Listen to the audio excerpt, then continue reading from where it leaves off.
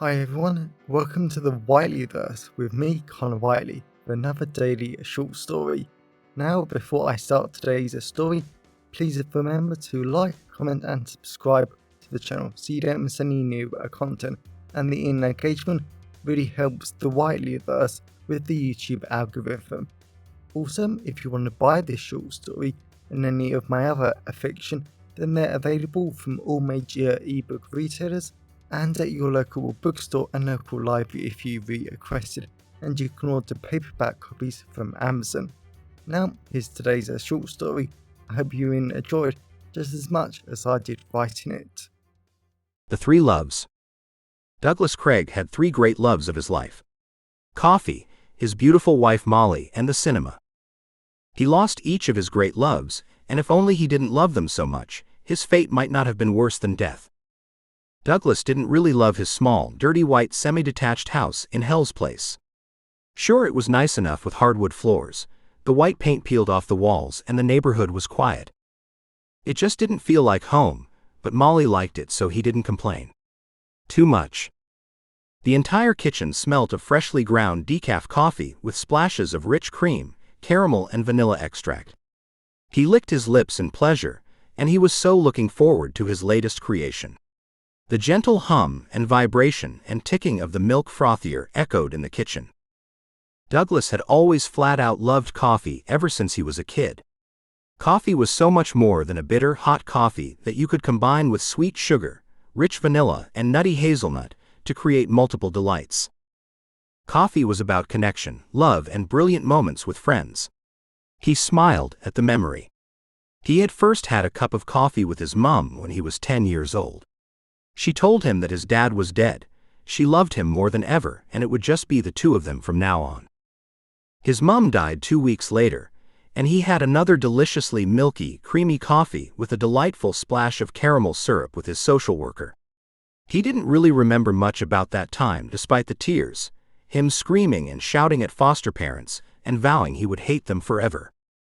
But he remembered the kindness, the coffee, and how everyone just wanted to help him. It just almost killed him a few decades later when the doctor said he couldn't have coffee anymore. He had to stop, reconsider his life choices, and reduce his caffeine if he wanted to live. He had thought about it. He didn't want to stop enjoying the dark, bitter drink that he had loved to tolerate and love over the decades. He still wanted to enjoy the rich chocolatey, caramel, and sometimes fruity notes that came from specialty coffee. And it would bugger up Molly's plans for birthday and Christmas every year. She always said he was the easiest man to buy for because he was happy with coffee. So he almost didn't lose one of his great loves, but one look, one grin, and one flutter of Molly's beautiful sapphire eyes told him he had to quit.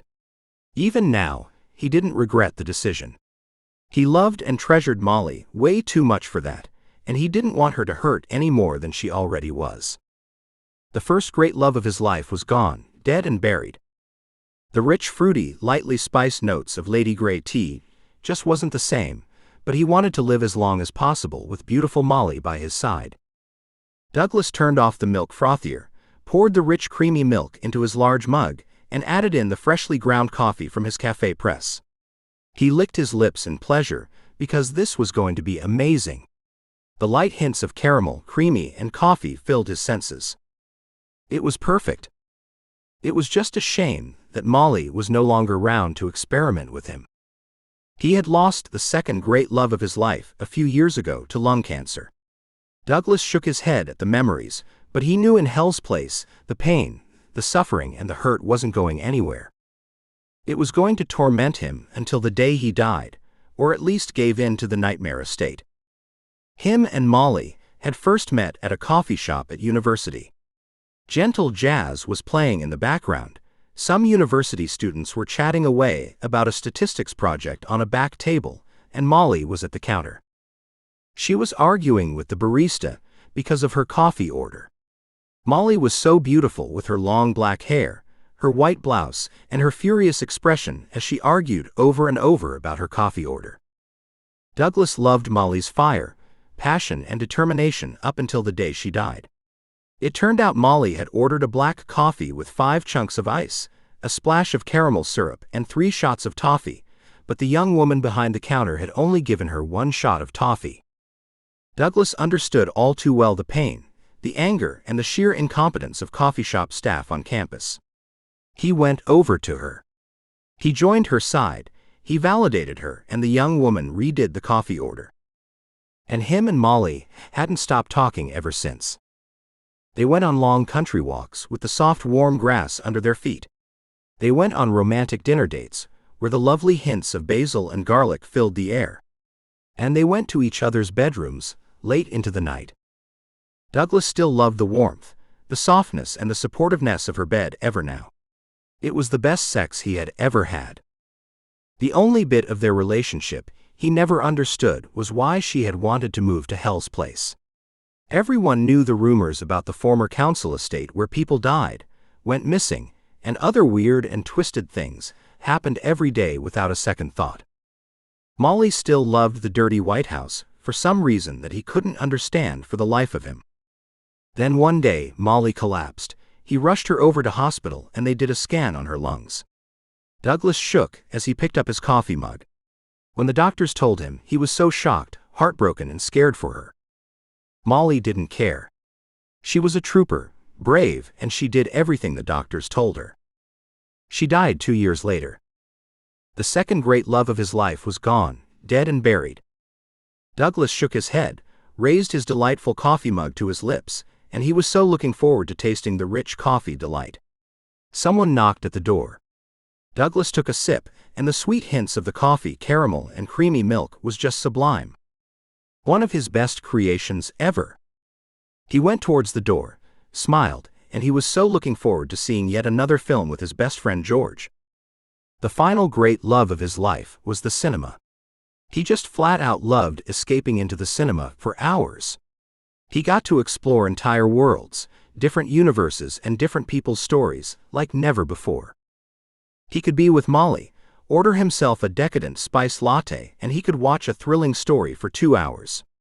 Cinema allowed him to enjoy all of his 3 great loves at the same time. It was sheer perfection. Him and Molly used to go to the cinema on dates. They met a lot of their friends there, and he never wanted to leave. He shivered at the great memories. The darkness, the slight coolness of the cinema, and the bright flashes of images on the screen was just perfect. The great taste of the sweet and salty popcorn, the crackling of the popcorn bags, and the kicking of the back of seats from overexcited kids were all part of the experience. Douglas loved it more than anything, and it was the perfect entertainment to distract him from Molly's death. The cinema was his home, his life, and his love now. Ever since Molly died, he went once a day, often re-watching the same film a few times before the cinema released a new schedule, and new breathtaking films would fill his eyes. He never wanted it to end. Yet little did he realize this was Hell's Place, and there was no such thing as innocence, goodness, or simple enjoyment here. Douglas opened the door to George. Everything, every action, and every film had a purpose. Douglas downed his coffee, grabbed his light jacket, and went off towards the cinema with his best friend. Off to escape in yet another film. But this time Douglas would not return. He would never drink another coffee, and he would always be watching new films. In fact, no one was leaving the cinema that day or any day since, because once Hell's Place showed you a film, you were hooked, entranced, and you never wanted to leave. So Douglas watched the same film over and over again without a second thought.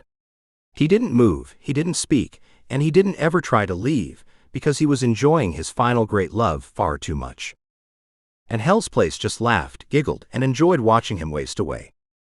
The third great love of his life was alive, killing him, and he loved it. Welcome back everyone, it's me again, Connor Whiteley. So I really hope that you enjoyed today's story, because I flat out love writing, creating stories and sharing them with you.